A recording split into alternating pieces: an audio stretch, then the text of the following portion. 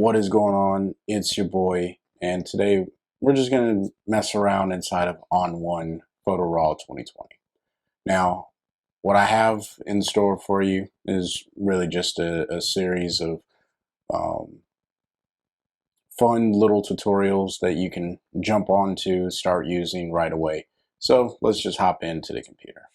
Okay, so as you can see right here in front of you, you got a picture of my dog Waffles, and these were taken a little while ago. Looks like June of this year we took pictures, and I used the Canon EOS R with the Tamron 70 to 2, I'm sorry, 24 to 70 2.8, and it looks like I took this right at 70 millimeters, and it was at 2.8. You can see all the settings there. So I already selected the photo that I want to edit. I'm going to go ahead and click on it, hit edit, and it brings me into the editing module. Now it's still loading in, so we'll let that go ahead and load. My computer moves a little bit slow, but that's okay. Now, before I do anything, I just want to hit AI Auto. I like to see what happens when I hit AI Auto, and then from there I tailor the photo. If you've listened to any of my podcasts, you know that I like to work as fast as I possibly can to get the end result. So I hit AI Auto. I don't like the black that's on Waffles right now, so I'm just going to lower the blacks, and I'm actually going to bring the contrast back up. And right there, it looks good.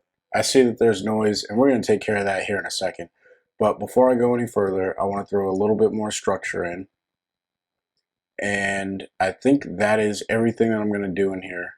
I already have lens correction enabled. Let me see if it picked it up. Yep, it picked up the right lens, so that's not a problem. Now, what I'm going to do is come over here to these black and white options. There's black and white film, and then there's black and white faded. I'm going to start with black and white film because I shot this at a high ISO. I think that it makes sense to go with something that would look like it was shot on a high ISO. So the 400, that may be a little too much grip, but let's try it. Let's see what happens. So I'm going to click on it. Oh, now that is a little too bold for my liking. If you click on the preset, you can also just go ahead and pull that back. Now, what I'm running into here is I want this to remain black and white, and you can see it's starting to bring in some of the color. So what I'm going to do is actually pump that all the way up to 100%. Then I'm going to come over here to the effects, which is where a lot of this stuff is happening. And it looks like we have a tone enhancer and a black and white. To get back some of this screen real estate, I'm just going to close that out, make the picture a little bit bigger so we can see what we're doing. I'm going to click on the black and white filter, and I'm going to come down here to the film grain. We will reduce the film grain just a little bit, but what we're really going to do is come in here to this tone, and it doesn't look like any of the real work has been done in the toner. So I think in this particular preset, it was just done mostly in the tone enhancer, and it was. And there's just a ton of contrast pumped in here. So I'm going to back that off, and I'm actually well pleased with the way that this photo looks. It is full of digital noise, and my goal wasn't necessarily to cut out the digital noise from this photo. It was more so to give the photo a little bit more character and to highlight my dog Waffles. Now, one of the things that I also like to do on all of my black and whites, this is just my personal style. I'm going to come up here, add a filter, and I'm going to open up the vignette.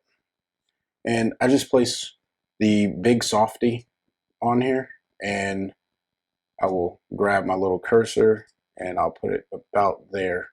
Nope, that doesn't look right, so I'll go about there. That looks a little bit better.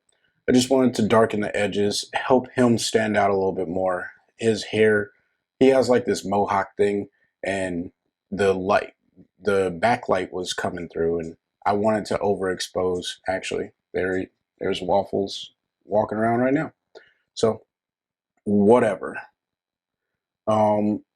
Ultimately, I think that this photo looks good, so I'm done with it there. Let's go ahead and hit done, and that'll take us back to our grid view. All right, let's go back over there. All right, so hopefully you guys found that short tutorial useful, helpful, however you want to look at it. If you did, go ahead and smash the like button and consider hitting the subscribe button. Every week I come back with very short and simple tutorials for you to really learn how to use photo editing software, design and develop for the beginners. So until next time, I want you guys to stay inspired and keep creating. Peace.